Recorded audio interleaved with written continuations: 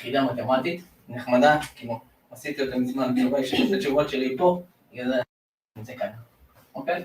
יאללה. חשיבה מתמטית או חשיבה במקום חישובים, אוקיי? בוא נדייק את השאלה, זו שאלה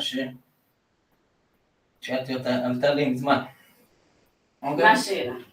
יש לי את המספרים 2, למה אתה לא משתמש בשחור? 6, אני לא בשחור. שחור רואים יותר טוב. 2, 4, 6 ו-8. כן. אוקיי? מה השאלה? אני צריך להגיע ל-25. אוקיי? כן.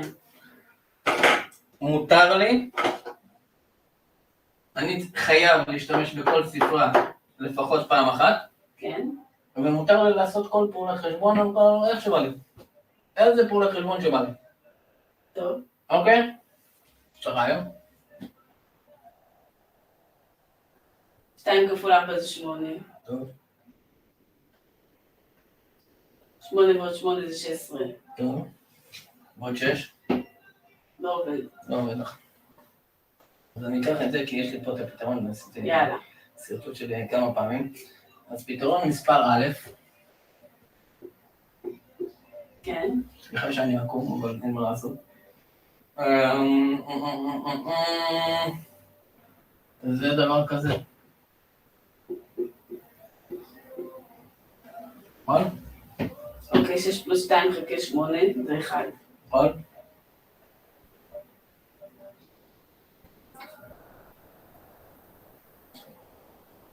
פלוס 1 פלוס 4 עצרת. אה. נכון? למה? כי 4 כפול 3 כפול 2 כפול 1 4 עצרת נותן לי 24 פלוס 1. יפה. נותן לי 25. פתרון מספר ב', איפה אני יכול לעשות פתרון מספר ב'? ב'. זה יופי. ככה רואים כמה אני מסודר ואני יודע לנהל לוח. פתרון מספר ב'. מי חשב על עצרת? לא כל פעילות חשבונית שאפשר.